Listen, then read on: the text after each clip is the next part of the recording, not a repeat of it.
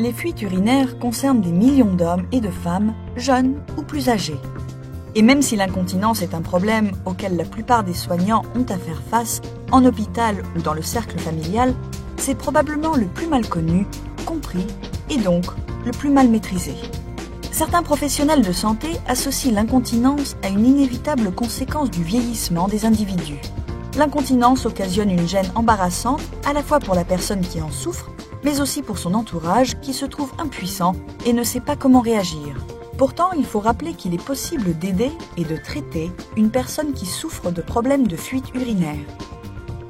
Les soignants ont pour objectif de maintenir la continence au lieu de pallier simplement à l'incontinence.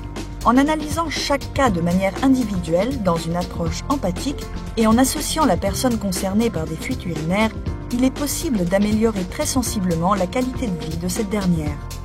Il est absolument essentiel qu'une évaluation individuelle soit menée. Cette évaluation doit tenir compte de l'historique médical du patient, mais aussi doit mesurer la fréquence et le volume des pertes urinaires.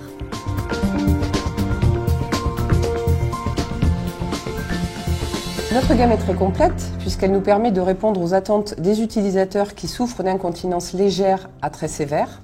Et afin de pouvoir orienter l'utilisateur vers la protection qui lui conviendra le mieux, il est avant tout essentiel de comprendre les symptômes par lesquels se manifestent les fuites et ainsi diagnostiquer le type d'incontinence qu'il présente.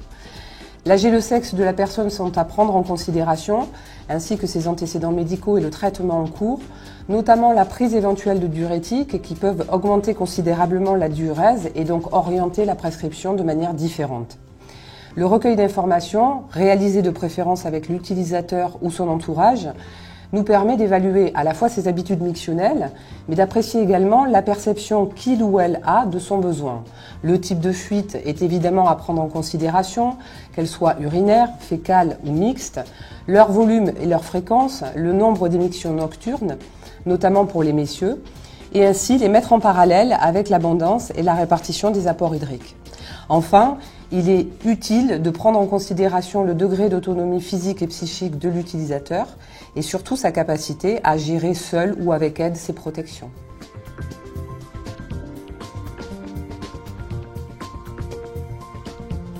La taille de la protection doit être parfaitement adaptée à la morphologie de l'utilisateur et ce afin de limiter les risques de fuite. En effet, un produit trop grand risque, avec le poids de l'urine accumulé au sein de tampons, de s'éloigner de la zone de miction et provoquer des fuites lorsque la personne va uriner. On a souvent tendance à choisir un produit plus grand pensant qu'il sera plus absorbant. Or, l'absorption et la taille sont deux critères bien distincts. Pour choisir la taille du produit, il faut tenir compte à la fois de la morphologie de l'utilisateur et mesurer son tour de taille à l'aide d'un mètre ruban. La taille est généralement spécifiée sur chaque emballage.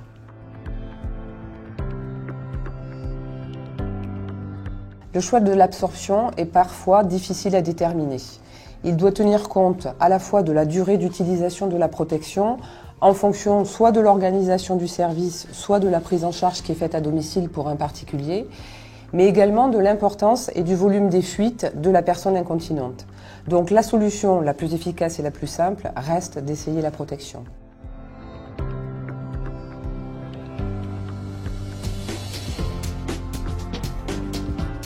Les protections pour l'incontinence modérée à très sévère sont dotées d'un double indicateur d'humidité qui se compose à la fois d'une ligne d'encre qui est effaçable au contact de l'humidité et également d'une ligne de colle réactive qui est jaune à l'état sec et qui va changer de couleur pour devenir bleu foncé au contact de l'humidité. Cet outil facilite le contrôle externe du niveau de saturation de la protection. Il est à contrôler sur l'arrière du change et il permet d'évaluer la nécessité à la fois de changer le produit, mais surtout il permet d'éviter des changes systématiques par défaut d'information. En cas de sel, il est bien évidemment préférable de changer la protection.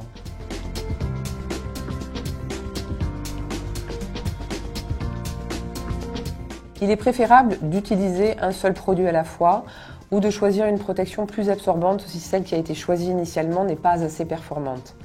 D'une part, c'est très inconfortable pour l'utilisateur et c'est surtout une méthode qui est très inefficace.